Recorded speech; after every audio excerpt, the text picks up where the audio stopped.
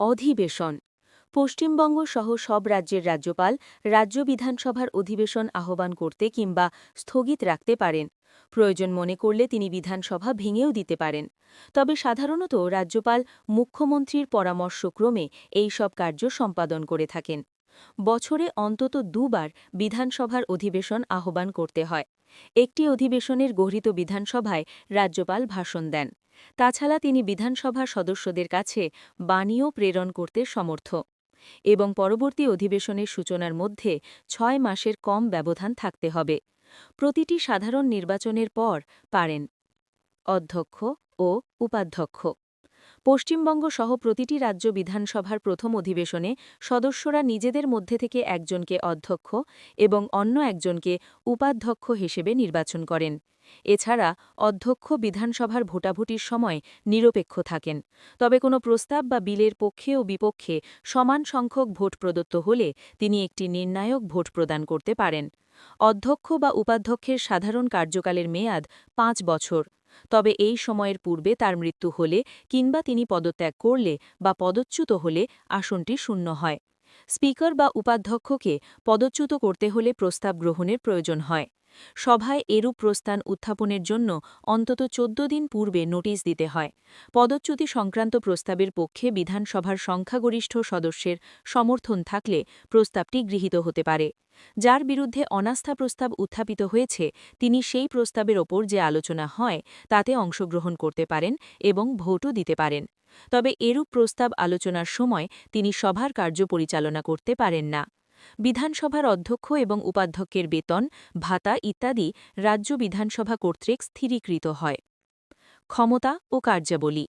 যেসব রাজ্যের আইনসভা দ্বিকক্ষ বিশিষ্ট সেই সব রাজ্যে আইনসভার হাতে যেসব ক্ষমতা অর্পিত হয়েছে সেই সব ক্ষমতা প্রকৃতপক্ষে বিধানসভা ভোগ করে। পশ্চিমবঙ্গের মতো যেসব রাজ্যের আইনসভা একক কক্ষ বিশিষ্ট সেখানে বিধানসভার ক্ষমতা ও কার্যাবলীকে নিম্নলিখিত কয়েকটি ভাগে ভাগ করে আলোচনা করা যেতে পারে। আইন প্রণয়ন সংক্রান্তি ক্ষমতা। বিধানসভার সর্বাপেক্ষা গুরুত্বপূর্ণ কাজ হল আইন প্রণয়ন করা। সাধারণত রাজ্য তালিকাভুক্ত বিষয়ে এককভাবে আইন প্রণয়ন করার অধিকারী হল বিধানসভা। আবার যুগ্ম তালিকাভুক্ত বিষয়ে পার্লামেন্ট এবং বিধানসভা যৌথভাবে আইন প্রণয়ন করতে পারে। বিধানসভায় গৃহীত প্রতিটি বিলে রাজ্যপালের সম্মতি অপরিহার্য বলে বিবেচিত হয়। তার সম্মতি ছাড়া কোনো বিল আইনের মর্যাদা লাভ করতে পারে না। বিধানসভা কর্তৃক প্রেরিত কোনো অর্থ বিলে অসম্মতি জানাতে না পারলেও যে কোনো সাধারণ বিলে রাজ্যপাল সম্মতি কিংবা অসম্মতি জ্ঞাপন করতে সক্ষম। রাজ্যপালের অসম্মতি জ্ঞাপনের অর্থ বিলটির অপমৃত্যু ঘটা। তাছাড়া রাজ্যপাল পুনর্বিবেচনার জন্য সুপারিশ সহ কিংবা সুপারিশ ছাড়াই যে কোনো সাধারণ বিলকে বিধানসভার কাছে ফেরত পাঠাতে পারেন। তবে বিধানসভা কর্তৃক পুনর্বিবেচিত হওয়ার পর বিলটি দ্বিতীয়বার রাজ্যপালের কাছে প্রেরিত হলে তিনি তাতে অসম্মতি জ্ঞাপন করতে পারেন না।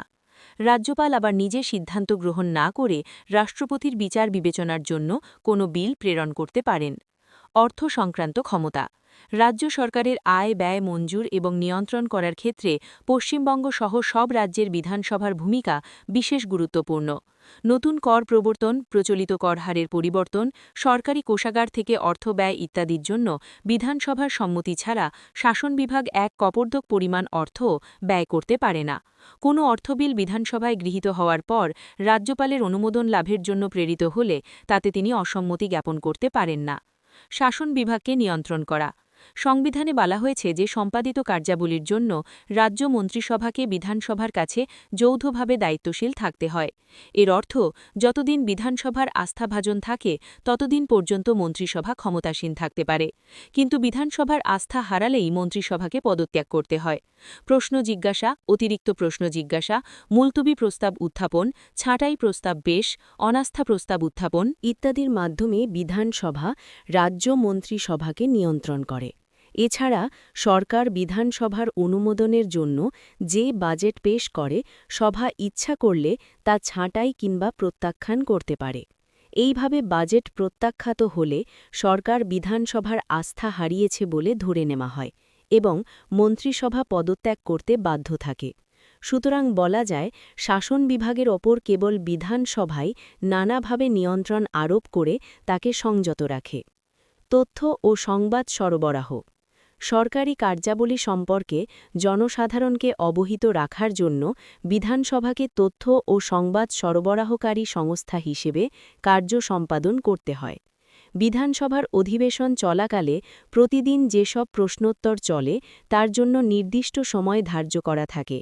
মন্ত্রীরা নানাবিধ প্রশ্নের যেসব উত্তর প্রদান করেন সেগুলি বিশেষ নির্ভরযোগ্য সূত্র থেকে সংগৃহীত হয়। এই সব তথ্য থেকে জনসাধারণ রাজ্য সরকারের কার্যকলাপ এবং রাজ্যের প্রকৃত অবস্থা সম্পর্কে সুস্পষ্ট ধারণা লাভ করতে পারে। অন্যান্য ক্ষমতা। উপরিউক্ত কার্যাবলী ছাড়াও পশ্চিমবঙ্গ সহ অন্যান্য রাজ্যের বিধানসভাকে কতকগুলি বিশেষ ধরনের কার্য সম্পাদন করতে হয়। এই সব কার্যের মধ্যে বিশেষ উল্লেখযোগ্য হল: ১. সংবিধানের ৩৬৮ নং ধারা অনুযায়ী বিশেষ কয়েকটি ব্যাপারে সংবিধান সংশোধনের জন্য পার্লামেন্ট ছাড়াও অন্তত অর্ধেক অঙ্গরাজ্যের আইনসভার সম্মতি প্রয়োজন। এরূপ কোনো সংশোধনী বিল পার্লামেন্টে গৃহীত হওয়ার পর রাজ্য বিধানসভাগুলির কাছে প্রেরিত হলে সাধারণ সংখ্যাগরিষ্ঠের ভোটে বিধানসভায় সংশ্লিষ্ট বিলের প্রতি সমর্থন বা অসমর্থন সূচক প্রস্তাব গৃহীত হতে পারে। কোনো রাজ্যের ভৌগোলিক সীমার পরিবর্তন কিংবা পুনর্গঠন সংক্রান্ত কোনো বিলকে পার্লামেন্টের কাছে উপস্থাপন করার পূর্বে রাষ্ট্রপতি সংশ্লিষ্ট বিধানসভার মতামত জানার জন্য প্রেরণ করতে পারেন। ৩. প্রতিটি রাজ্যের বিধানসভা অধ্যক্ষ ও উপাধ্যক্ষকে নির্বাচন করে এবং অনাস্থা প্রস্তাব গ্রহণ করে তাদের পদচ্যুত করতে পারে। ৪. রাষ্ট্রপতি নির্বাচনে নির্বাচন সংস্থার সদস্য হিসেবে বিধানসভার নির্বাচিত সদস্যরা অংশগ্রহণ করেন। ৫. বিধানসভার রাজ্য জনপালন কৃত্য কমিশন রাজ্যের মহাহিসাব নিরীক্ষক প্রমুখের প্রদত্ত রিপোর্ট বিচার বিবেচনা করে। মর্যাদা। আপাতদৃষ্টিতে পশ্চিমবঙ্গ সহ ভারতের অন্য অঙ্গরাজ্যগুলির বিধানসভার হাতে বিভিন্ন ধরনের গুরুত্বপূর্ণ ক্ষমতা ন্যস্ত থাকলেও কার্যত প্রায় প্রতিটি ক্ষেত্রেই তাদের নিম্নবর্ণিত সুনির্দিষ্ট সীমারেখার মধ্যে থেকে ক্ষমতা প্রয়োগ করতে হয়। বিশেষ অবস্থায় রাজ্য তালিকাভুক্ত বিষয়েও আইন প্রণয়নে অক্ষমতা। বিধানসভার আইন প্রণয়ন ক্ষমতা যথেষ্ট সীমাবদ্ধ, কারণ সাধারণ অবস্থায় রাজ্য তালিকাভুক্ত বিষয়ে বিধানসভা আইন প্রণয়নের অধিকারী হলেও বিশেষ কয়েকটি ক্ষেত্রে বিধানসভা সংশ্লিষ্ট তালিকাভুক্ত বিষয়ে আইন প্রণয়ন করতে পারে না। প্রথমত, রাষ্ট্রপতি কেন্দ্রীয় মন্ত্রিসভার পরামর্শক্রমে রাজ্যে শাসনতান্ত্রিক অচলাবস্থা ঘোষণা করে বিধানসভাকে বাতিল করতে কিংবা বিধানসভার অধিবেশন অনির্দিষ্টকালের জন্য স্থগিত রাখার নির্দেশ দিয়ে সংশ্লিষ্ট রাজ্যের শাসনভার নিজ হাতে গ্রহণ করতে কিংবা রাজ্যপাল অথবা কোনো ঊর্ধ্বতন শাসন কর্তৃপক্ষের হাতে ন্যস্ত করতে পারেন। এই সময়ে পার্লামেন্ট রাজ্য তালিকাভুক্ত বিষয়ে আইন প্রণয়ন করার অধিকারী। দ্বিতীয়ত, উপস্থিত ও ভোটদানকারী সদস্যদের ২/৩ সংখ্যাগরিষ্ঠতায় রাজ্যসভা যদি এই সিদ্ধান্ত গ্রহণ করে যে জাতীয় স্বার্থের রাজ্য তালিকাভুক্ত কোনো বিষয়ে পার্লামেন্টের আইন প্রণয়ন করা উচিত, তাহলে সংশ্লিষ্ট বিষয়ে পার্লামেন্ট আইন প্রণয়ন করতে সক্ষম হয়। এর ফলে বিধানসভার আইন প্রণয়নের ক্ষমতা সংকুচিত হয়ে পড়ে। তৃতীয়ত, জাতীয় জরুরি অবস্থা ঘোষিত হলে পার্লামেন্ট রাষ্ট্রপতির নির্দেশক্রমে রাজ্য তালিকাভুক্ত যে কোনো বিষয়ে আইন প্রণয়ন করতে পারে। এর ফলে আইন প্রণয়নের ক্ষেত্রে রাজ্য বিধানসভার ক্ষমতা সংকুচিত হয়ে যায়। চতুর্থত, যুগ্ম তালিকাভুক্ত বিষয়ে কেন্দ্রীয় এবং রাজ্য আইনসভাগুলি যৌথভাবে আইন প্রণয়নের অধিকারী হলেও কেন্দ্রের আইনের সঙ্গে রাজ্যের আইনের বিরোধ বাঁধলে শেষোক্ত আইন যতদূর পর্যন্ত প্রথম আইনের বিরোধী বলে বিবেচিত হবে ততদূর পর্যন্ত তা বাতিল হয়ে যাবে। অবশ্য রাজ্য আইনসভা প্রণীত কোনো আইন যদি রাষ্ট্রপতির বিচার বিবেচনার জন্য সংরক্ষিত রাখা হয় এবং রাষ্ট্রপতির সম্মতি লাভ করে, তাহলে তা বিচার্য হিসেবে গণ্য হবে। অনেক সময় বিধানসভা কর্তৃক গৃহীত কোনো বিল রাজ্যপাল রাষ্ট্রপতির অনুমোদনের জন্য প্রেরণ করতে পারেন। এই ব্যাপারে রাজ্যপাল কেন্দ্রীয় মন্ত্রিসভার পরামর্শক্রমে কার্যকর হন। এই ধরনের বিলের ক্ষেত্রে কেন্দ্রের সিদ্ধান্তই চূড়ান্ত। সেক্ষেত্রে রাজ্যের আইন বলবৎ থাকবে, তবে রাষ্ট্রপতি কর্তৃক অনুমোদিত বা সম্মতিপ্রাপ্ত কোনো আইনকে পার্লামেন্ট সংশোধন বা প্রত্যাহার করে নিতে পারে। পঞ্চমত, বিধানসভা কর্তৃক গৃহীত যে কোনো বিলে স্বাক্ষর প্রদান না করে রাজ্যপাল সেই বিল রাষ্ট্রপতির বিবেচনার জন্য প্রেরণ করতে পারেন। এরূপ বিলে রাষ্ট্রপতি সম্মতি প্রদান না করলে তা বাতিল হয়ে যায়। ষষ্ঠত, রাজ্যের অভ্যন্তরে কিংবা অন্য রাজ্যে ব্যবসা বাণিজ্য প্রভৃতি সংক্রান্ত কতগুলি বিল বিধানসভায় উত্থাপনের পূর্বে রাষ্ট্রপতির অনুমতি গ্রহণ করতে হয়। সপ্তমত, আন্তর্জাতিক সন্ধি, চুক্তি কিংবা আন্তর্জাতিক সম্মেলনে গৃহীত প্রস্তাবাদিকে কার্যকর করার জন্য পার্লামেন্ট সমগ্র দেশ বা তার কোনো একটি অংশের জন্য আইন প্রণয়ন করতে পারে। বলা বাহুল্য, এরূপ আইন প্রণয়ন করতে গিয়ে পার্লামেন্ট রাজ্য তালিকাভুক্ত বিষয়েও হস্তক্ষেপ করার অধিকারী। মন্ত্রিসভাকে নিয়ন্ত্রণ করার কোনো কার্যকরী ক্ষমতা নেই। পশ্চিমবঙ্গ সহ যে কোনো রাজ্যের বিধানসভা তত্ত্বগতভাবে মন্ত্রিসভাকে গঠন ও নিয়ন্ত্রণ করতে পারলেও কার্যক্ষেত্রে তা নিজেই মন্ত্রিসভা কর্তৃক নিয়ন্ত্রিত হয়, কারণ বিধানসভার সংখ্যাগরিষ্ঠ দলের নেতা বা নেত্রী মুখ্যমন্ত্রী পদে নিযুক্ত হন এবং অন্যান্য নেতা বা নেত্রী মন্ত্রিসভায় স্থান লাভ করেন বলে বিধানসভার অভ্যন্তরে দল বা মোর্চার সাধারণ সদস্যরা মন্ত্রিসভার কোনো সিদ্ধান্তের বিরোধিতা করতে পারেন না। ফলে সরকারি নীতি নির্ধারণ, আইন প্রণয়ন, সরকারি কার্য পরিচালনা প্রভৃতি সব ক্ষেত্রেই মন্ত্রিসভার অপ্রতিহত প্রাধান্য ও প্রতিপত্তি সুপ্রতিষ্ঠিত হয়। মন্ত্রিসভার প্রতি বিধানসভার সংখ্যাগরিষ্ঠ দল বা মোর্চার অখণ্ড আনুগত্য থাকায় মন্ত্রীরা নির্ভয়ে কাজ করতে পারেন। এইভাবে কার্যক্ষেত্রে বিধানসভা কর্তৃক নিয়ন্ত্রিত হওয়ার পরিবর্তে মন্ত্রিসভায় বিধানসভাকে নিয়ন্ত্রণ করতে সমর্থ হয়। অর্থ সংক্রান্ত ক্ষমতার সীমাবদ্ধতা। তত্ত্বগতভাবে বিধানসভার অর্থ সংক্রান্ত ক্ষমতা বিশেষ গুরুত্বপূর্ণ হলেও এই ক্ষমতারও সীমাবদ্ধতা রয়েছে। উদাহরণ হিসেবে বলা যায়, সরকারি ব্যয়ে বিধানসভার অনুমোদন সাপেক্ষ হলেও রাজ্যপালের সুপারিশ ছাড়া কোনো ব্যয় বরাদ্দের প্রস্তাব বিধানসভায় উত্থাপন করা যায় না। তাছাড়া শাসন বিভাগ দাবি না করলে বিধানসভা অগ্রণী হয়ে নিজে ব্যয় বরাদ্দের দাবি উত্থাপন করতে পারে না। সর্বোপরি, রাজ্যপাল, বিধানসভার অধ্যক্ষ ও উপাধ্যক্ষ এবং হাইকোর্টের বিচারপতি প্রমুখের বেতন, ভাতা ইত্যাদি সংক্রান্ত ব্যয় বিধানসভার অনুমোদন সাপেক্ষ নয়। রাজ্যের সঞ্চিত তহবিল থেকে এই সব ব্যয় নির্বাহ করা হয়। উপসংহার: বিধানসভার ক্ষমতা ও কার্যাবলীর নানা প্রকার সীমাবদ্ধতা থাকলেও রাজ্য আইনসভার পক্ষে নীতি নির্ধারণ কিংবা কার্য পরিচালনার ক্ষেত্রে সাধারণত জটিলতার সৃষ্টি হয় না। কিন্তু কেন্দ্রীয় এবং রাজ্য আইনসভায় দুটি পরস্পর বিরোধী রাজনৈতিক দল বা মোর্চা সংখ্যাগরিষ্ঠতা অর্জন করলে উভয় প্রকার আইনসভার মধ্যে বিরোধের প্রবল সম্ভাবনা থাকে। এরূপ ক্ষেত্রে কেন্দ্রের এজেন্ট রাজ্যপালের মাধ্যমে রাষ্ট্রপতি তথা কেন্দ্রীয় ক্যাবিনেট বিধানসভার কার্যে পদে পদে হস্তক্ষেপ করতে পারেন। এই কেন্দ্রের এই হস্তক্ষেপকে ভারতীয় যুক্তরাষ্ট্রের পক্ষে বিপদের কারণ বলে মনে করা হয়। সংসদীয় কার্যপদ্ধতি। সংসদীয় কার্যপদ্ধতিকে প্রায়শই সংসদীয় আইন বলে চিহ্নিত করা হয়। সংজ্ঞা: সংসদীয় কার্যপদ্ধতির অধিকতর গ্রহণযোগ্য সংজ্ঞা হল কোনো আইনসভা কর্তৃক সংসদীয় আইনের সঙ্গে সংযুক্তভাবে গৃহীত শৃঙ্খলা রক্ষার নিয়মাবলীকে সংসদীয় কার্যপদ্ধতি বলা হয়। সংসদীয় আইন হল: ১. গণতন্ত্রের খেলার নিয়মাবলী, ২. দেওয়ানি ও ফৌজদারি আইন প্রণয়ন ও প্রবর্তন করার পদ্ধতিসমূহের নিয়ন্ত্রণকারী নিয়মাবলী এবং ৩. বিচার বিবেচনাকারী ও সিদ্ধান্ত গ্রহণকারী আইনসভাগুলির নিয়ন্ত্রক নিয়মাবলী ও প্রথাসমূহ। সংসদীয় আইনের ভিত্তি হল: ১. সংখ্যাগরিষ্ঠের ইচ্ছাকে গুরুত্ব প্রদান, ২. সংখ্যালঘিষ্ঠের বক্তব্য রাখার অধিকারকে স্বীকৃতি দান, ৩. অনুপস্থিত ব্যক্তিদের অধিকার সংরক্ষণ, ৪. সকলের প্রতি সৌজন্য প্রদর্শন ও সকলের জন্য ন্যায়ের প্রতিষ্ঠা এবং ৫. কোনো একটি বিষয় নিয়ে একই সঙ্গে আলোচনা।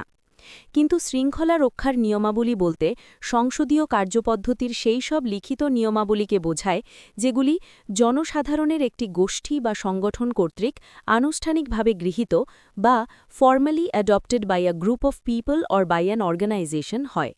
ওইসব নিয়মের মাধ্যমে আইনসভার কার্যাবলী সুষ্ঠুভাবে সম্পাদিত হয়ে থাকে। এই ধরনের লিখিত নিয়মাবলীর সাহায্যে আইনসভার কার্যপদ্ধতি সংক্রান্ত যাবতীয় প্রশ্নের দ্রুত ও যথাযথ সমাধান সম্ভব হয়। উপ-আইন, বাই-লজ, স্থায়ী নিয়মাবলী, স্ট্যান্ডিং রুলস, নীতি সংক্রান্ত গ্রন্থ, পলিসি ম্যানুয়ালস প্রভৃতি হল শৃঙ্খলা রক্ষার নিয়মাবলীর প্রকৃষ্ট উদাহরণ। উৎপত্তি: ষোড়শ ও সপ্তদশ শতাব্দীতে ব্রিটেনে সর্বপ্রথম সংসদীয় কার্যপদ্ধতি সংক্রান্ত নিয়মাবলী বা রুলস অফ পার্লামেন্টারি প্রসিজিয়ার এর উৎপত্তি ঘটে এবং পরবর্তী সময়ে বিশ্বের বিভিন্ন দেশের আইনসভা কর্তৃক সেগুলি গৃহীত হয়।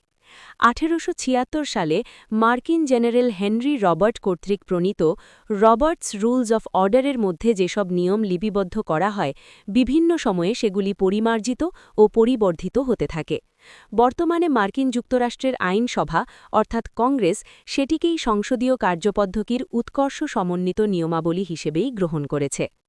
লক্ষ্যসমূহ সংসদীয় কার্যপদ্ধতিসমূহের লক্ষ্য হল ১. আইনসভার উদ্দেশ্য ও কাঠামো যথাযথভাবে স্থির করা, ২. আইনসভার সদস্যপদের শ্রেণীবিভাজন নির্ধারণ করা, ৩. আইনসভার সদস্যদের অধিকার ও বাধ্যবাধকতা সুনিশ্চিত করা এবং ৪. আইনসভার কার্যপরিচালনার সংক্রান্ত নিয়মাবলী ও পদ্ধতিসমূহ যথাযথভাবে নিরূপণ করা। তবে সংসদে গৃহীত প্রতিটি সিদ্ধান্ত যে প্রত্যেক সদস্যকে সন্তুষ্ট করবে এরূপ গ্যারান্টি সংসদীয় কার্যপদ্ধতি কখনোই প্রদান করতে পারে না। বস্তুত যে উপায়ে অনুসরণ করে কোনো সিদ্ধান্ত গৃহীত হয়েছে তাতে প্রতিটি সদস্যের সন্তুষ্টি নিশ্চিত করাই হল এরূপ কার্যপদ্ধতির লক্ষ্য। তাছাড়া প্রতিটি সদস্যের মতামত যথাযথভাবে বিচার বিবেচনার পর আইনসভা যাতে সুদক্ষভাবে সিদ্ধান্ত গ্রহণ করে সেজন্য সংসদীয় কার্যপদ্ধতি অনুসৃত হয়। ভারতের সংসদীয় কার্যপদ্ধতির কয়েকটি গুরুত্বপূর্ণ দিক হল কিছু কিছু ধারণা, বিভিন্ন ধরনের প্রস্তাব ও সিদ্ধান্তসূচক প্রস্তাব এবং দৃষ্টি আকর্ষণী বিজ্ঞপ্তির অবস্থিতি। এগুলির মধ্যে বিশেষ উল্লেখযোগ্য হল 0 আওয়ার, অনাস্থা প্রস্তাব, ছাঁটাই প্রস্তাব, মুলতুবি প্রস্তাব এবং দৃষ্টি আকর্ষণী বিজ্ঞপ্তি। 0 আওয়ার পরিষদীয় কার্যপদ্ধতি সংক্রান্ত নিয়মাবলীতে 0 আওয়ার বলে কোনো কথার উল্লেখ নেই। তা সত্ত্বেও পার্লামেন্টের উভয় কক্ষে কিংবা পশ্চিমবঙ্গ বিধানসভা সহ অন্যান্য রাজ্যের বিধানসভা বা বিধানমণ্ডলীতে 0 আওয়ারের প্রচলন বিশেষভাবে লক্ষ্য করা যায়। প্রতিটি আইনসভার কাজকর্মকে দুটি ভাগে ভাগ করা হয়, যথা সরকারি কাজকর্ম এবং বেসরকারি কাজকর্ম। প্রশ্নোত্তর পর্ব বেসরকারি কাজকর্ম। এটি দিয়েই শুরু হয় প্রতিটি আইনসভার কক্ষের কাজকর্ম। প্রশ্নোত্তর পর্ব শেষ হওয়ার ঠিক পরেই শুরু হয় 0 আওয়ার। ঘড়িতে তখন ঠিক দুপুর 12টা, অর্থাৎ একদিনের সমাপ্তি এবং পরবর্তী দিনের সূচনা। এই সময়টি হল শূন্য সময় এবং এরপর থেকে পুরো 1 ঘণ্টা ধরে অর্থাৎ 1টা পর্যন্ত আইনসভার যে কোনো কক্ষের কাজকর্ম চলতে থাকে বলে এই সময়টিকে 0 আওয়ার বলা হয়। এরপর দুপুর 1টার সময় মধ্যাহ্নভোজের জন্য 1 ঘণ্টা সময় সভার কাজকর্ম স্থগিত রাখা হয়। মধ্যাহ্নভোজের বিরতির পর শুরু হয় সরকারি কাজকর্ম। সুভাষ কাশ্যপ ও অমিয় চৌধুরী কর্তৃক প্রদত্ত তথ্য থেকে জানা যায় যে 20 শতকের 60-এর দশকের প্রথম দিকে দুপুর 12টা থেকে 1টা পর্যন্ত সময়কে 0 আওয়ার বলে সংবাদপত্রগুলি উল্লেখ করতে থাকে এবং ওই সময় থেকেই কথাটির প্রচলন বিশেষভাবে লক্ষ্য করা যায়। পদ্ধতি ও অনফল আইনসভার যে কোনো কক্ষে প্রশ্নোত্তর পর্ব শেষ হবার সঙ্গে সঙ্গেই অনেক সদস্য নিজেদের আসন ছেড়ে দাঁড়িয়ে ওঠেন এবং কোনো রকম পরিষদীয় আইন না থাকা সত্ত্বেও জাতীয় গুরুত্বপূর্ণ ইস্যু কিংবা জনসাধারণের মারাত্মক অসুবিধা প্রভৃতি সংক্রান্ত জরুরি প্রশ্ন সংশ্লিষ্ট কক্ষে উত্থাপন করেন। এরূপ ক্ষেত্রে কোনো অগ্রিম নোটিশ কিংবা অধ্যক্ষ কিংবা চেয়ারম্যানের অনুমতি নেওয়া অপেক্ষা জনপ্রতিনিধি হিসেবে এই ধরনের গুরুত্বপূর্ণ প্রশ্ন তোলার অধিকার তাদের রয়েছে বলে তারা মনে করেন। এ প্রসঙ্গে মন্তব্য করতে গিয়ে সুভাষ কাশ্যপ বলেছেন, যেহেতু জনসাধারণের প্রতিনিধিদের নিয়ে গঠিত পার্লামেন্ট হল একটি রাজনৈতিক প্রতিষ্ঠান অর্থাৎ অ পলিটিক্যাল ইনস্টিটিউশন, সেহেতু যে কোনো কক্ষের কাজকর্ম পরিচালনার ক্ষেত্রে নিয়মাবলীর পুস্তক অর্থাৎ দ্য রুলস বুক অকার্যকর হয়ে পড়ার যথেষ্ট সম্ভাবনা থাকে, কারণ সাধারণ নিয়ন্ত্রণ ও পরিচালনার জন্য নিয়মাবলী রচিত হয়। তাই ভবিতব্য ঘটনা ও সম্ভাব্য পরিস্থিতি সম্পর্কে আগে থেকে কোনো কিছু কল্পনা করে নিয়ে সে বিষয়ে পদক্ষেপ গ্রহণ করার কথা সেগুলির মধ্যে লিপিবদ্ধ করা সম্ভব নয়। তাছাড়া আইনসভার সদস্যরা কক্ষের মূল্যবান সময়ের অপব্যবহার না করে যথাসম্ভব সংক্ষেপে জাতীয় স্বার্থ সংক্রান্ত জনস্বার্থের পথে প্রতিবন্ধকতাগুলি বিষয়ে সদস্যদের ও সরকারের দৃষ্টি আকর্ষণ করেন। তবে একথা অস্বীকার করা যায় না যে একই সঙ্গে বেশ কয়েকজন সদস্য বলতে উঠে নিজেদের মধ্যে উত্তপ্ত বাগ্বিতণ্ডায় জড়িয়ে পড়েন। তর্কবিতর্ক চলাকালীন সদস্যরা সময়ের কথা ভুলে যান। তার ফলে একদিকে যেমন কক্ষের অমূল্য সময়ের অপচয় ঘটে, অন্যদিকে তেমনি আইন সংক্রান্ত আর্থিক ও অন্যান্য নিয়মিত কাজকর্ম ব্যাহত হয়। তাছাড়া কক্ষের মধ্যে অপ্রীতিকর কথাবার্তা কিংবা আচার আচরণ চলাকালীন অধ্যক্ষ কিংবা চেয়ারম্যানের পক্ষে বাক্যযুদ্ধরত সদস্যদের নিয়ন্ত্রণ করা দুঃসাধ্য হয়ে পড়ে। এই সব কারণে কক্ষের অধ্যক্ষ কিংবা চেয়ারম্যানেরা 0 আওয়ারের কর্মকাণ্ডকে আদৌ উৎসাহিত করতে চান না। কিন্তু পশ্চিমবঙ্গে কিছুটা ব্যতিক্রমী চিত্র পরিলক্ষিত হয়। এখানকার বিধানসভার অধ্যক্ষ ১ ঘণ্টা সময় অতিক্রান্ত হওয়ার পরেও প্রশ্ন উত্থাপিত হলে তাতে আপত্তি করেন না। অনাস্থা প্রস্তাব, নো কনফিডেন্স মোশন। ভারতীয় সংসদীয় শাসন ব্যবস্থা প্রতিষ্ঠিত হওয়ার ফলে সম্পাদিত যাবতীয় কার্যের জন্য কেন্দ্রীয় সরকারকে পার্লামেন্টের জনপ্রতিনিধি কক্ষ অর্থাৎ লোকসভার কাছে দায়িত্বশীল থাকতে হয়। অনুরূপভাবে সম্পাদিত কার্যাবলীর জন্য যে কোনো রাজ্যের সরকার বিধানসভার কাছে দায়বদ্ধ থাকে। তাই যতদিন পর্যন্ত কেন্দ্রীয় সরকার এবং রাজ্য সরকার যথাক্রমে লোকসভা ও বিধানসভার আস্থাভাজন থাকে ততদিন সেই সরকার ক্ষমতাসীন থাকতে সক্ষম হয়। তবে এরূপ আস্থা হারালে সাংবিধানিকভাবে কেন্দ্রীয় সরকার কিংবা সংশ্লিষ্ট রাজ্য সরকারকে অবশ্যই পদত্যাগ করতে হয়। কিন্তু কেন্দ্রীয় সরকার লোকসভার এবং রাজ্য সরকার বিধানসভার আস্থা হারিয়েছে কিনা সে সম্পর্কে নিশ্চিত হওয়ার জন্য সংশ্লিষ্ট কক্ষের নিয়মানুযায়ী যে প্রস্তাব উত্থাপনের ব্যবস্থা করা হয় তাকে অনাস্থা প্রস্তাব বলে। লক্ষণীয় বিষয় হল ব্যক্তিগতভাবে বিশেষ কোনো বা কয়েকজন মন্ত্রীর বিরুদ্ধে অনাস্থা প্রস্তাব আনা যায় না। কারণ মন্ত্রিসভার যে কোনো কার্যের জন্য কেবল বিশেষ কোনো বা কয়েকজন মন্ত্রীকে দায়ী করা হয় না। সেজন্য সমগ্র মন্ত্রিসভাই সংশ্লিষ্ট আইনসভার নিম্ন কক্ষের কাছে যৌথভাবে দায়িত্বশীল থাকে। তাই সমগ্র মন্ত্রিসভার বিরুদ্ধেই অনাস্থা প্রস্তাব তুলতে হয়। পদ্ধতি: লোকসভা বা বিধানসভার যে কোনো সদস্য সংশ্লিষ্ট স্তরের সরকারের বিরুদ্ধে অনাস্থা প্রস্তাব উত্থাপন করতে পারলেও কার্যক্ষেত্রে কেবল বিরোধী পক্ষের সদস্যরাই এরূপ প্রস্তাব উত্থাপন করেন। অনাস্থা প্রস্তাব উত্থাপনের জন্য উত্থাপনকারীকে কোনো কারণ দর্শাতে হয় না। তবে এরূপ প্রস্তাব উত্থাপনের জন্য উত্থাপককে সংশ্লিষ্ট দিনের অধিবেশন শুরু হওয়ার পূর্বেই সাধারণ সচিবের কাছে লিখিত নোটিশ জমা দিতে হয়। এরপর সচিব সেটিকে অধ্যক্ষের কাছে পাঠিয়ে দেন। প্রস্তাবটি ঠিক আছে কিনা সে বিষয়ে সিদ্ধান্ত গ্রহণের ক্ষমতা অধ্যক্ষের রয়েছে। অধ্যক্ষ প্রস্তাবটি ঠিক আছে বলে মনে করলে সংশ্লিষ্ট কক্ষের প্রশ্নোত্তর পর্ব শেষ হওয়ার পর তিনি উত্থাপককে প্রস্তাব উত্থাপনের ব্যাপারে সভার অনুমতি গ্রহণের জন্য বলতে পারেন, অথবা নিজেই কক্ষের সামনে প্রস্তাবটি পড়ে শোনান। লোকসভা এবং বিধানসভার ক্ষেত্রে প্রস্তাব উত্থাপনের সপক্ষে যথাক্রমে ৫০ জন ও ৩০ জন সদস্য উঠে দাঁড়ালে প্রস্তাবটি আলোচনার জন্য সংশ্লিষ্ট কক্ষ কর্তৃক গৃহীত হয়েছে বলে অধ্যক্ষ ঘোষণা করেন। পূর্বোক্ত সংখ্যক সদস্যের সম্মতি না থাকলে প্রস্তাবটি বাতিল হয়ে যায়। এইভাবে লোকসভা কিংবা বিধানসভায় গৃহীত হওয়ার ১০ দিনের মধ্যেই অনাস্থা প্রস্তাবের ওপর আলোচনার দিন ধার্য করতে হয়। এ ব্যাপারে সরকারের অভিমত অনুযায়ী অধ্যক্ষ সুনির্দিষ্ট দিন ঘোষণা করেন। সরকার অবিলম্বে অনাস্থা প্রস্তাব নিয়ে আলোচনা করতে চাইলে অধ্যক্ষ সেই মতো ব্যবস্থা গ্রহণ করে থাকেন, কিন্তু ওই প্রস্তাবের উপর কত সময় ধরে তা নির্ধারণ করে দেয় লোকসভা বিধানসভার কার্য পরিচালনা সংক্রান্ত কমিটি।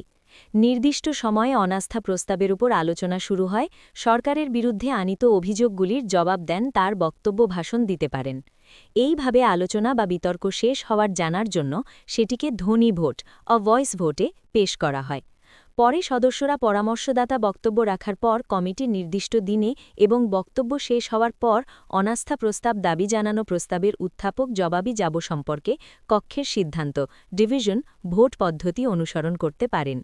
অনাস্থা প্রস্তাবটি এইভাবে গৃহীত হলে সরকারের পদত্যাগ করতে হয়। পদত্যাগ করার পূর্বে প্রধানমন্ত্রী লোকসভা ভেঙে দেওয়ার জন্য, বিধানসভা ভেঙে দেওয়ার জন্য রাজ্যপালকে নিতে কিংবা বিকল্প মন্ত্রিসভা গঠন সম্ভব কিনা পরামর্শ তা দিয়ে রাষ্ট্রপতিকে দিতে পারেন। কিন্তু রাষ্ট্রপতি বা রাজ্যপাল সেই পরামর্শ খতিয়ে দেখে প্রয়োজনীয় সিদ্ধান্ত গ্রহণ করেন। প্রস্তাব প্রত্যাহার: অনাস্থা প্রস্তাব উত্থাপনকারী সদস্য ইচ্ছা করলে সে প্রস্তাব প্রত্যাহার করে নিতে পারেন। কিন্তু অনাস্থা প্রস্তাব উত্থাপনের জন্য সদস্যকে কক্ষের অনুমতি প্রার্থনা করতে হয়। একটি উপায়েও অনাস্থা প্রস্তাব প্রত্যাহার করে নেওয়া যেতে পারে। কক্ষ তাকে এরূপ অবুত্থাপন লোকসভা বা বিধানসভার সংশ্লিষ্ট প্রস্তাবটি প্রত্যাহার করে নেওয়ার আহ্বান জানালে তিনি সংশ্লিষ্ট প্রস্তাবটি প্রত্যাহার করে নিতে পারেন। সেটি তাকে সংশ্লিষ্ট চাইলে তা করতে পারেন। আলোচনার জন্য প্রস্তাবটি প্রত্যাহার করে নেওয়া যেতে পারে। সদস্যকে যাহার সংক্রান্ত একটি নোটিশ জমা দিতে হয় এবং আলোচনার সম্মুখে উত্থাপন করার পূর্বে। এরূপ ক্ষেত্রে সংশ্লিষ্ট প্রস্তাবটিকে প্রসঙ্গত উল্লেখ করা যেতে পারে যে মন্ত্রিসভার বিরুদ্ধে অনাস্থা প্রস্তাব সম্মুখে কারণ দিতে হয় এবং আলোচনার মুম্মুখে উত্থাপন পারেন। তাছাড়া অন্য সভায় পেশ করার ওই জন্য বা গ্রহণ করার নোটিশে দুইরা পেশ করার পূর্বে তাদের হয় না। কোনো ক্ষমতা পার্লামেন্ট ও রাজ্য বিধানমণ্ডলীর এই নিয়ে গঠিত হয় না বলে সরকারকে কে সম্পাদিত রাজ্যসভা কিংবা বিধান পরিষদের হাতে সংবিধান অর্পণ করেনি। উচ্চকক্ষ দুটি জনগণের দ্বারা প্রত্যক্ষভাবে নির্বাচিত প্রতিনিধিদের কার্যাবলীর জন্য এদের কাছে যৌথভাবে দায়িত্বশীল থাকতে হয়। তাই এরূপ প্রস্তাব সামগ্রিকভাবে কেবল মন্ত্রিসভার বিরুদ্ধেই উত্থাপিত হতে পারে। কিন্তু নিন্দাসূচক প্রস্তাব কেবল মন্ত্রিসভার বিরুদ্ধেই নয়, সেই সঙ্গে যে কোনো মন্ত্রী বা কয়েকজন মন্ত্রীর বিরুদ্ধেও উত্থাপন করা যায়। ১. অনাস্থা প্রস্তাব উত্থাপনের জন্য লোকসভা বিধানসভার অনুমতি গ্রহণ আবশ্যিক বলে বিবেচিত হয়, কিন্তু নিন্দাসূচক প্রস্তাব উত্থাপনের জন্য এরূপ অনুমতি গ্রহণের কোনো প্রয়োজন নেই। ২. অনাস্থা প্রস্তাব উত্থাপনের জন্য লোকসভা ও বিধানসভার একটি নির্দিষ্ট সংখ্যক সদস্যের সমর্থন প্রয়োজন, কিন্তু নিন্দাসূচক প্রস্তাব গ্রহণের জন্য তার কোনো প্রয়োজনীয়তা নেই। ৫. সরকারের সঙ্গে আলোচনা করার পর অধ্যক্ষ প্রস্তাব উত্থাপনের ১০ দিনের মধ্যে অনাস্থা প্রস্তাব আলোচনার দিনক্ষণ নির্ধারণ করেন, কিন্তু নিন্দাসূচক প্রস্তাব আলোচনার জন্য লোকসভা বা বিধানসভার কার্যপদ্ধতিতে বিশেষ কোনো নিয়মের কথা বলা নেই। অন্যান্য প্রস্তাব উত্থাপনের জন্য যেসব নিয়ম রয়েছে, এরূপ প্রস্তাব উত্থাপনের ক্ষেত্রেও সেগুলি প্রযুক্ত হয়। সাধারণভাবে দিন ছাড়া উল্লেখ্য প্রস্তাব, এই no day yet named motion হিসেবে এই ধরনের প্রস্তাবকে আলোচনার জন্য রাখা হয়। মূল্যায়ন। বিগত শতকের ৯০-এর দশক থেকে ভারতে প্রভুত্বকারী দলীয় ব্যবস্থার পরিবর্তে জোটবদ্ধ রাজনীতির প্রাধান্য বিশেষভাবে পরিলক্ষিত হয়। যতদিন প্রভুত্বকারী দলীয় ব্যবস্থা বর্তমান ছিল, ততদিন দুর্বল বিরোধী দলগুলির পক্ষে অনাস্থা প্রস্তাব লোকসভা বিধানসভায় পাশ করানো কার্যত অসম্ভব ছিল। আবার সাম্প্রতিককালে জোটবদ্ধ রাজনীতি দৃঢ়ভাবে সুপ্রতিষ্ঠিত হওয়ার ফলে অনাস্থা প্রস্তাব লোকসভা বিধানসভায় উত্থাপন করা গেলেও তা পাশ করানো যথেষ্ট কষ্টকর হয়ে পড়েছে। তা সত্ত্বেও অনাস্থা প্রস্তাবের ওপর বিতর্ক চলাকালীন সরকারি কাজকর্মের নানা প্রকার ত্রুটি বিচ্যুতি কিংবা নানাবিধ দুর্নীতির কথা সংশ্লিষ্ট কক্ষে তুলে ধরে বিরোধী সদস্যরা সরকারকে যথেষ্ট বিপাকে ফেলতে পারেন। বর্তমানে প্রচার মাধ্যমগুলি অত্যন্ত শক্তিশালী হওয়ার ফলে সরকারের বিরুদ্ধে উত্থাপিত অভিযোগগুলি সম্পর্কে সংবাদ পরিবেশন এবং বিশেষজ্ঞদের নিয়ে আলোচনা চক্রের ব্যবস্থার মাধ্যমে প্রতিটি বিষয়ের খুঁটিনাটি সম্পর্কে সাধারণ মানুষ অবহিত হতে পারে। আইনসভার নিম্নকক্ষে এরূপ প্রস্তাব সংখ্যাগরিষ্ঠতার অভাবে বাতিল হয়ে গেলেও এর রাজনৈতিক তাৎপর্য অসীম বলে মনে করা হয়। তাই কোনো সরকারি অনাস্থা প্রস্তাবকে লঘু করে দেখতে সাহস পায় না। এটাই প্রস্তাব কাঠমোশন। পার্লামেন্ট কিংবা রাজ্য বিধানমণ্ডলীর অর্থ সংক্রান্ত কার্যপদ্ধতির, বিশেষত বাজেট অর্থাৎ বার্ষিক আয়-ব্যয় সংক্রান্ত প্রস্তাব পাশের কয়েকটি গুরুত্বপূর্ণ পর্যায় রয়েছে। এই পর্যায়গুলির প্রথমটি হল বাজেট উত্থাপন, প্রেজেন্টেশন অব দ্য বাজেট।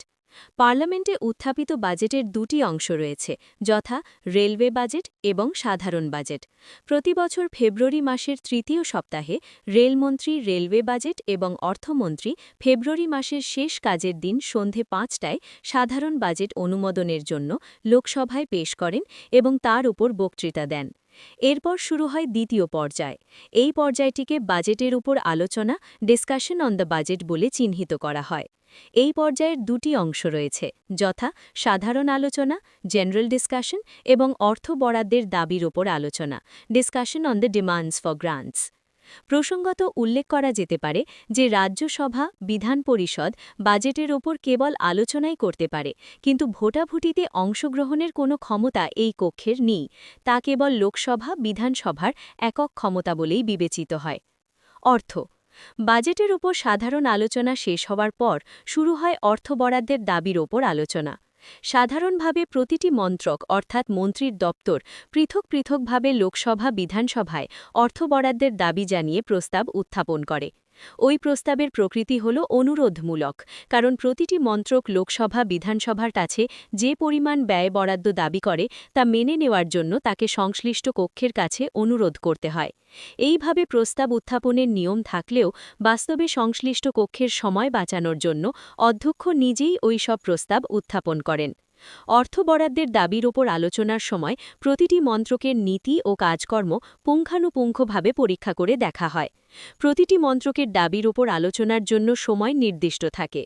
কক্ষের বিরোধী সদস্যরা সংশ্লিষ্ট মন্ত্রক কর্তৃক অনুসৃত নীতি অনুমোদন নাও করতে পারেন কিংবা ব্যয় সংকোচনের জন্য বিবিধ ব্যবস্থা গ্রহণের সুপারিশ করতে পারেন, অথবা সুনির্দিষ্টভাবে স্থানীয় মানুষের অভাব অভিযোগ বা দুঃখ দুর্দশার ব্যাপারে মন্ত্রীর দৃষ্টি আকর্ষণ করতে পারেন। তা করতে গিয়ে সদস্যরা অর্থ বরাদ্দের দাবি সংক্রান্ত মূল প্রস্তাবের যেসব সম্পূরক প্রস্তাব উত্থাপন করেন সেগুলিকেই ছাঁটাই প্রস্তাব বলা হয়। প্রকারভেদ: লোকসভা বিধানসভায় যেসব ছাঁটাই প্রস্তাব উত্থাপিত হয় সেগুলিকে ৩ ভাগে ভাগ করা হয়ে থাকে, যথা: ১. নীতি অননুমোদন সংক্রান্ত ছাঁটাই প্রস্তাব, ডিসঅ্যাপ্রুভাল অফ পলিসি কাট; ২. ব্যয় সংক্ষেপের জন্য ছাঁটাই প্রস্তাব, ইকোনমি কাট; এবং ৩. প্রতীকী ছাঁটাই প্রস্তাব, টোকেন কাট। নীতি অননুমোদন সংক্রান্ত ছাঁটাই প্রস্তাব: ৩ ধরনের ছাঁটাই প্রস্তাবের মধ্যে কঠোরতম ছাঁটাই প্রস্তাব হল নীতি অননুমোদন সংক্রান্ত ছাঁটাই প্রস্তাব। এরূপ প্রস্তাবে বিশেষ কোনো খাতে অর্থ বরাদ্দের দাবিকে ছাঁটাই করে মাত্র ১ টাকায় আনার কথা বলা হয়। এর অর্থই হল যে নীতির ভিত্তিতে সংশ্লিষ্ট দপ্তরের মন্ত্রী তার প্রস্তাবে ব্যয় বরাদ্দের দাবি জানিয়েছেন, সেই নীতিকেই এরূপ ছাঁটাই প্রস্তাবের উত্থাপক আদৌ অনুমোদন করছেন না। ব্যয় সংক্ষেপের জন্য ছাঁটাই প্রস্তাব: বিশেষ কোনো খাতে সংশ্লিষ্ট দপ্তরের মন্ত্রী যে পরিমাণ ব্যয় বরাদ্দ অনুমোদনের জন্য লোকসভা বিধানসভায় দাবি জানান, ব্যয় সংক্ষেপের উদ্দেশ্যে তার থেকে একটি নির্দিষ্ট পরিমাণ অর্থ হ্রাস করার জন্য উত্থাপিত প্রস্তাবকে ব্যয় সংক্ষেপের জন্য ছাঁটাই প্রস্তাব বলা হয়। উদাহরণ হিসেবে বলা যায়, কোনো মন্ত্রী ২০০ কোটি টাকা ব্যয় বরাদ্দ দাবি করলে এরূপ ছাঁটাই প্রস্তাবের উত্থাপক তার থেকে ৫ কোটি বা ১০ কোটি টাকা হ্রাস করার জন্য প্রস্তাব উত্থাপন করতে পারেন। প্রতীকী ছাঁটাই প্রস্তাব: বিশেষ কোনো খাতে সংশ্লিষ্ট দপ্তরের মন্ত্রী যে পরিমাণ ব্যয় বরাদ্দ দাবি করেন তার মাত্র ১০০ টাকা হ্রাস করার জন্য যে প্রস্তাব উত্থাপিত হয় তাকে বলা হয় প্রতীকী ছাঁটাই প্রস্তাব। এরূপ প্রস্তাব উত্থাপনের উদ্দেশ্য সুনির্দিষ্ট কোনো অঞ্চলের সাধারণ মানুষের দুঃখ দুর্দশার জন্য ভারত সরকারকে দায়ী করে প্রতিবাদ জ্ঞাপন করা। ৩ ধরনের ছাঁটাই প্রস্তাবের মধ্যে প্রতীকী ছাঁটাই প্রস্তাব লোকসভা বিধানসভায় সর্বাপেক্ষা বেশি উত্থাপিত হয়। ৩১. ষরত্ব: সরকারের তরফে উত্থাপিত ব্যয় বরাদ্দ সংক্রান্ত মূল প্রস্তাবের সঙ্গে সম্পর্কযুক্ত যে কোনো ধরনের ছাঁটাই প্রস্তাব একই সঙ্গে লোকসভায় আলোচিত হয়। আলোচনা শেষ হওয়ার পর সংশ্লিষ্ট কক্ষ প্রথমেই ছাঁটাই প্রস্তাবগুলির নিষ্পত্তি করে। তারপর ব্যয় বরাদ্দের দাবি সংক্রান্ত প্রস্তাবটির ওপর ভোট গ্রহণ করা হয়। বিধানসভার ক্ষেত্রেও একই কথা প্রযোজ্য। ছাঁটাই প্রস্তাবগুলির কেবল প্রতীকী গুরুত্ব ছাড়া কোনো বাস্তব গুরুত্ব নেই, কারণ এরূপ প্রস্তাব গৃহীত হওয়ার কোনো সম্ভাবনাই থাকে না বললে চলে। বিরোধী সদস্যরাই এরূপ প্রস্তাব উত্থাপন করে থাকেন। কোনো একটি ছাঁটাই প্রস্তাব গৃহীত হওয়ার অর্থই হল সরকার লোকসভা বা বিধানসভার আস্থা হারিয়েছে। এমতাবস্থায় আর ক্ষমতায় থাকা সমীচীন কি না সে বিষয়ে সরকারকেই সিদ্ধান্ত গ্রহণ করতে হয়। লোকসভা বা বিধানসভার কার্যপরিচালনা সংক্রান্ত পরামর্শদাতা কমিটি কর্তৃক নির্ধারিত সময়ের মধ্যে ব্যয় বরাদ্দের দাবি বিষয়ক প্রস্তাব সম্পর্কে আলোচনা ও ভোট গ্রহণের কাজ সম্পাদন করতে হয়। তাই দেখা যায় যে নির্ধারিত সময়ের শেষ দিনে আলোচনার জন্য নির্দিষ্ট ব্যয় বরাদ্দের প্রস্তাবসমূহ ও সেগুলির ওপর উত্থাপিত ছাঁটাই প্রস্তাবগুলির প্রায় অধিকাংশই এবং বিগত দিনগুলিতে অনালোচিত প্রস্তাবগুলিকে কোনোরকম আলোচনা ছাড়াই ভোট গ্রহণের জন্য অধ্যক্ষ পেশ করেন। এরূপ প্রক্রিয়াকে গুলেটিন বলে চিহ্নিত করা হয়। এইভাবে ব্যয় বরাদ্দের সরকারি দাবি সংক্রান্ত আলোচনার পরিসমাপ্তি ঘটে। মুলতুবি প্রস্তাব, অ্যাডজার্নমেন্ট মোশন: ভারতে সাধারণভাবে কেন্দ্রীয় ও রাজ্য আইনসভার প্রতিটি কক্ষের কাজকর্ম আলোচ্য বিষয়সূচি অনুযায়ী সম্পাদিত হয়। যেসব বিষয় ওই বিষয়সূচির অন্তর্ভুক্ত হয়নি সেগুলিকে উত্থাপন করার জন্য অধ্যক্ষ চেয়ারম্যানের অনুমতি একান্তভাবেই অপরিহার্য। তবে অধ্যক্ষের অনুমতিক্রমে লোকসভা কিংবা বিধানসভার স্বাভাবিক কাজকর্ম মুলতুবি রেখে বিশেষ জরুরি ও জনস্বার্থের দিক থেকে গুরুত্বপূর্ণ যেসব প্রস্তাব উত্থাপিত হয় সেগুলিকে মুলতুবি প্রস্তাব বা অ্যাডজার্নমেন্ট মোশন বলা হয়। সাধারণ প্রস্তাব কিংবা সিদ্ধান্তসূচক প্রস্তাব উত্থাপনের জন্য যে সময় ব্যয়িত হয়, বিশেষ জরুরি সাম্প্রতিক কোনো জনস্বার্থমূলক বিষয়ে সেই পদ্ধতি অনুসরণ করে প্রস্তাব উত্থাপন করতে গেলে অনেক দেরি হয়ে যাবে। তার ফলে সংশ্লিষ্ট পরিস্থিতির ভয়াবহ অবনতি দেশ ও দেশবাসীর অপরিমেয় ক্ষতি সাধন করতে পারে। তাই এরূপ প্রস্তাবকে সুভাষ কাশ্যপ এমন একটি অস্বাভাবিক পদ্ধতি অ্যান্ড এক্সট্রাঅর্ডিনারি প্রসিজার বলে চিহ্নিত চিহ্নিত করেছেন, যা জনস্বার্থের দিক থেকে জরুরি একটি সুনির্দিষ্ট বিষয়ে আলোচনার জন্য সংশ্লিষ্ট কক্ষের সাধারণ কাজকর্মকে মুলতুবি বা স্থগিত রাখার ওপর গুরুত্ব আরোপ করে। অপরিহার্য উপাদানসমূহ। মুলতুবি প্রস্তাবের কয়েকটি অপরিহার্য উপাদান রয়েছে।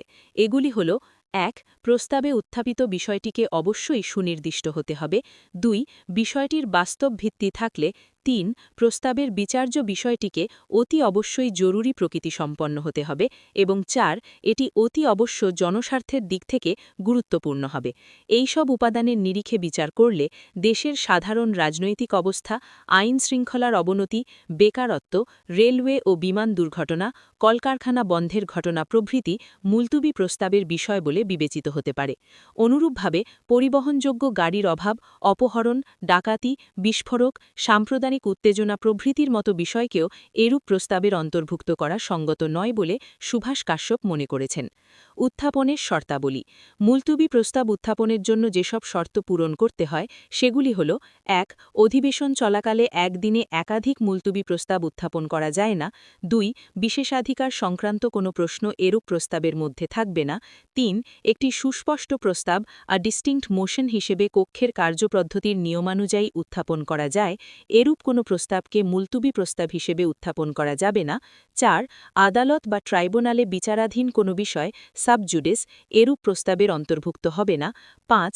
চলো অধিবেশনে আলোচনার জন্য ইতিপূর্বে লিপিবদ্ধ কোনো বিষয় নিয়ে এরূপ প্রস্তাব তোলা যাবে না। ৬. চলো অধিবেশনে ইতিপূর্বে আলোচিত কোনো বিষয় নিয়ে মুলতুবি প্রস্তাব উত্থাপন করা যায় না।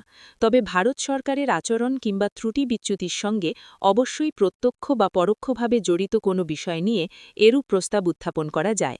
কিন্তু কোনো রাজ্যের এখতিয়ারভুক্ত হলেও সেখানকার সাংবিধানিক ঘটনাবলী কিংবা তপশিলি জাতি ও উপজাতি ও সমাজের দুর্বলতর মানুষের সঙ্গে নৃশংস আচরণ করা হলে সেই বিষয়টির গুরুত্ব বিবেচনায় সেটিকে মুলতুবি প্রস্তাবের অন্তর্ভুক্ত করা যেতে পারে।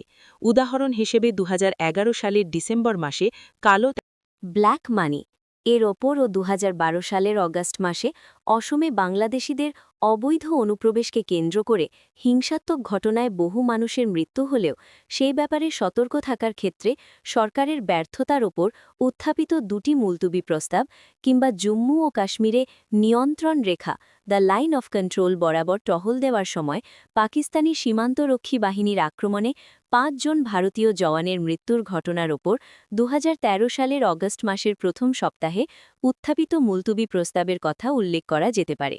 ৩. উত্থাপন ও গ্রহণ পদ্ধতি। মুলতুবি প্রস্তাব উত্থাপন করতে ইচ্ছুক সদস্য যেদিন তা করতে চান সেই দিন বেলা ১০টার মধ্যে তাকে লোকসভা বা বিধানসভার অধ্যক্ষ, সংশ্লিষ্ট মন্ত্রী এবং সাধারণ সচিব এদের প্রত্যেকের কাছে পৃথক পৃথকভাবে নোটিশ এবং সংশ্লিষ্ট প্রস্তাবের একটি প্রতিলিপি জমা দিতে হয়। যদি ১০টার পরে এই সংক্রান্ত কোনো নোটিশ জমা পড়ে তাহলে তা পরের দিন উত্থাপনের জন্য জমা দেওয়া হয়েছে বলে ধরে নেওয়া হবে। অধ্যক্ষ যদি মনে করেন যে সংশ্লিষ্ট কক্ষের নিয়মানুযায়ী প্রস্তাবটি রচিত হয়েছে তাহলে তা উত্থাপনের জন্য তিনি সম্মতি দেন। প্রশ্নোত্তর পর্ব শেষ হওয়ার পরই তিনি মুলতুবি প্রস্তাবের উত্থাপককে প্রস্তাব উত্থাপনের উদ্দেশ্যে সভার অনুমতি গ্রহণের জন্য অনুরোধ করেন। আলোচনার জন্য প্রস্তাব গ্রহণের ব্যাপারে আপত্তি উঠলে লোকসভার বা বিধানসভার অধ্যক্ষ প্রস্তাব সমর্থনকারী সদস্যদের নিজ নিজ আসন ছেড়ে উঠে দাঁড়াবার জন্য অনুরোধ জানান। লোকসভার ক্ষেত্রে অন্তত ৫০ জন এবং বিধানসভার ক্ষেত্রে অন্তত ৩০ জন সদস্য উঠে দাঁড়ালে সংশ্লিষ্ট কক্ষে আলোচনার জন্য প্রস্তাবটি গৃহীত হয়েছে বলে অধ্যক্ষ ঘোষণা করেন। এরপর লোকসভার অধ্যক্ষ মুলতুবি প্রস্তাবটি আলোচনার জন্য আনুষ্ঠানিকভাবে পেশ করেন। সাধারণভাবে বিকেল ৪টে থেকে আলোচনা শুরু হয় এবং অধ্যক্ষ আলোচনার জন্য ২ ঘণ্টা বরাদ্দ করেন। অবশ্য অনেক সময় আলোচনা তার পরেও চলতে থাকে। এরূপ ক্ষেত্রে অধ্যক্ষ আলোচনা বন্ধ করতে পারেন না, কারণ এই ক্ষমতা সংশ্লিষ্ট কক্ষের হাতেই অর্পিত রয়েছে। কিন্তু পশ্চিমবঙ্গ বিধানসভার ক্ষেত্রে আলোচনা বা বিতর্কের সময়সীমা ২ ঘণ্টা নির্দিষ্ট করে দেওয়ার ফলে ওই সময় অতিক্রান্ত হওয়ার পর আর কোনো প্রশ্ন তোলা যায় না। প্রস্তাবক এবং কক্ষের অন্য সদস্যরা নিজ নিজ বক্তব্য পেশ করার পর সংশ্লিষ্ট মন্ত্রী তার জবাবি ভাষণ দেন। সবশেষে মন্ত্রীর বক্তব্যের জবাব দেওয়ার অধিকার প্রস্তাব উত্থাপকের রয়েছে। এইভাবে আলোচনা শেষ হওয়ার পর প্রস্তাবটিকে ধ্বনি ভোটে পেশ করা হয়। এর অর্থ প্রস্তাবের সমর্থকরা হ্যাঁ এবং বিরোধীরা না বলবেন। প্রস্তাবটি ধ্বনি ভোটে বাতিল হয়ে গেছে বলে অধ্যক্ষ ঘোষণা করার পর লোকসভা বা বিধানসভায় তালিকাভুক্ত বিষয়ের ওপর আলোচনা শুরু হয়। গুরুত্ব: লোকসভা কিংবা বিধানসভায় মুলতুবি প্রস্তাব গৃহীত হওয়া যথেষ্ট কষ্টকর, কারণ যতদিন সরকার সংশ্লিষ্ট কক্ষে সংখ্যাগরিষ্ঠ থাকবে ততদিন এরূপ প্রস্তাব সহ সরকার বিরোধী কোনো প্রস্তাবই গৃহীত হতে পারে না। তবে এরূপ প্রস্তাব গৃহীত না হলেও এর রাজনৈতিক তাৎপর্যকে কোনো মতেই উপেক্ষা করা যায় না। বিতর্ক চলাকালীন সংবাদ মাধ্যমগুলি সরকার ও বিরোধী পক্ষের বক্তব্য ব্যাপকভাবে প্রচার করে। তার ফলে সরকারের ত্রুটি বিচ্যুতিগুলি কিংবা অপদার্থতা সম্পর্কে জনসাধারণ সম্যকভাবে অবহিত হতে পারে। অনেক সময় সাধারণ নির্বাচনে এর বিরূপ প্রভাব পরিলক্ষিত হয়। আবার মুলতুবি প্রস্তাব গৃহীত হওয়ার অর্থই হল কার্যত সরকারকে নিন্দা করা। এর ফলে সরকারকে অনেক বেশি সতর্ক হয়ে ভবিষ্যতে কাজকর্ম সম্পাদন ও সিদ্ধান্ত গ্রহণ করতে হয়। বিরোধীরা এই সুযোগকে কাজে লাগিয়ে সরকারের বিরুদ্ধে জনমত গঠনের কাজে আত্মনিয়োগ করে। প্রসঙ্গত উল্লেখ করা যেতে পারে যে মুলতুবি প্রস্তাব গ্রহণ বা বর্জন করার ব্যাপারে রাজ্যসভা বা বিধান পরিষদের আদৌ কোনো ভূমিকা নেই। দৃষ্টি আকর্ষণী বিজ্ঞপ্তি। এরা দৃষ্টি আকর্ষণী বিজ্ঞপ্তি, কলিং অ্যাটেনশন নোটিসেসকে আধুনিক সংসদীয় কার্যপদ্ধতি সংক্রান্ত নিয়মাবলীর অন্তর্ভুক্তিকরণকে সুভাষ কাশ্যপ নির্ভেজাল একটি ভারতীয় উদ্ভাবন, আ পিওরলি ইন্ডিয়ান ইনোভেশন বলে চিহ্নিত করেছেন। কারণ ১৯৫৪ সালের পর্বে এরূপ বিজ্ঞপ্তি জারির কোনো ব্যবস্থা কোথাও ছিল না। ওই বছর থেকে এরূপ বিজ্ঞপ্তি দেওয়ার ব্যবস্থা ভারতীয় পার্লামেন্টে সর্বপ্রথম চালু হয়। পরবর্তী সময় রাজ্য বিধানমণ্ডলীয় প্রাগ পার্লামেন্টের পথ অনুসরণ করতে শুরু করে। এরূপ একটি অভিনব বিষয়কে সংসদীয় নিয়মাবলীতে স্থান দেওয়ার কারণ হল ভারতের কেন্দ্রীয় আইনসভা বা রাজ্য আইনসভায় যেসব মুলতুবি প্রস্তাব উত্থাপন করা হয় সেগুলি কার্যত সরকারের বিরুদ্ধে নিন্দা প্রস্তাবের প্রকৃতি বিশিষ্ট হওয়ায় এই ধরনের প্রস্তাব উত্থাপন ও গ্রহণ কার্যত অসম্ভব হয়ে পড়ে। অথচ এমন কিছু জরুরি ও বিশেষ গুরুত্বপূর্ণ জনস্বার্থমূলক বিষয় থাকে যেগুলি সম্পর্কে অতি সত্বর সরকারের পদ্ধতি। পার্লামেন্টের বিধানমণ্ডলীর যে কোনো কক্ষের যে কোনো সদস্য অধ্যক্ষ বা চেয়ারম্যানের পূর্বানুমতি নিয়ে বিশেষ জরুরি ও জনস্বার্থের দিক থেকে বিশেষ গুরুত্বপূর্ণ কোনো বিষয়ে সংশ্লিষ্ট দপ্তরের মন্ত্রীর দৃষ্টি আকর্ষণ করতে এবং সেই বিষয়ের ওপর বিবৃতি দেওয়ার জন্য তাকে অনুরোধ করতে পারেন। সংশ্লিষ্ট মন্ত্রীকে সে বিষয়ে একটি সংক্ষিপ্ত বিবৃতি দিতে কিংবা পরবর্তী কোনো দিনে বিবৃতি দেওয়ার জন্য সময় নিতে হয়। সংশ্লিষ্ট কক্ষের সদস্যরা দৈনিক সংবাদপত্র থেকে কিংবা ব্যক্তিগতভাবে সংগৃহীত সংবাদের ভিত্তিতে এরূপ বিজ্ঞপ্তি দেওয়ার জন্য উদ্যোগ গ্রহণ করেন।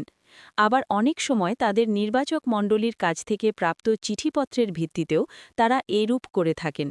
অধিবেশন চলাকালে কোনো সদস্য যেদিন এরূপ বিজ্ঞপ্তি দিতে চাইবেন সেদিন বেলা ১০টার মধ্যে তাকে লিখিতভাবে সাধারণ সচিবের কাছে তা জমা দিতে হয়। একজন সদস্য একদিনে ২টির বেশি দৃষ্টি আকর্ষণী বিজ্ঞপ্তি জমা দিতে পারেন না। একই বিষয়ের ওপর একাধিক সদস্য এরূপ বিজ্ঞপ্তি জমা দিতে পারলেও কার্যপদ্ধতির তালিকায় ওই বিষয়ে ৫ জনের অধিক সদস্যের নাম থাকে না। এক সপ্তাহে যতগুলি দৃষ্টি আকর্ষণী বিজ্ঞপ্তি সচিবের কাছে জমা পড়ে সেগুলির প্রতিটিকেই অধ্যক্ষ বা চেয়ারম্যানের কাছে পাঠিয়ে দেওয়া হয়। প্রতিটি পড়ে দেখার পর তিনি সেগুলির মধ্যে যে কোনো একটিকে বেছে নিয়ে পরের দিন তার ওপর বিবৃতি দানের জন্য সেটিকে সংশ্লিষ্ট মন্ত্রীর কাছে পাঠিয়ে দেন। অবশ্য কিছু কিছু ক্ষেত্রে অধ্যক্ষ বা চেয়ারম্যান দুটি বিজ্ঞপ্তিকে অধিবেশনের একই দিনে তোলার জন্য প্রয়োজনীয় ব্যবস্থা গ্রহণ করতে সমর্থ। আবার অধ্যক্ষ বা চেয়ারম্যান কোনো একটি বিজ্ঞপ্তিতে বর্ণিত বিষয়টিকে বিশেষ জরুরি বলে মনে করলে একই দিনে সেই বিষয়ে মন্ত্রীকে বিবৃতি দানের জন্য বলতে পারেন। মন্ত্রী কর্তৃক প্রদত্ত বিবৃতির ওপর কোনো বিতর্ক অনুষ্ঠিত হয় না। তবে যাঁদের নামে বিষয়টি তালিকাভুক্ত হয়েছে তাদের প্রত্যেকেই একটি করে ব্যাখ্যামূলক প্রশ্ন করতে পারেন। সুতরাং বলা যেতে পারে যে জরুরি প্রকৃতি সম্পন্ন কোনো একটি বিষয়ে মন্ত্রীর কাছ থেকে নির্ভরযোগ্য বিবৃতি আদায় করাই হল দৃষ্টি আকর্ষণী বিজ্ঞপ্তির প্রধান উদ্দেশ্য। যেহেতু এরূপ বিজ্ঞপ্তির ওপর নিয়মিতভাবে কোনো আলোচনা ও ভোটাভুটি অনুষ্ঠিত হয় না, সেহেতু এই কার্যপদ্ধতিটিকে সরকারের বিরুদ্ধে নিন্দাসূচক প্রস্তাবের মতো কোনো কিছু বলে মনে করার কোনো কারণ নেই।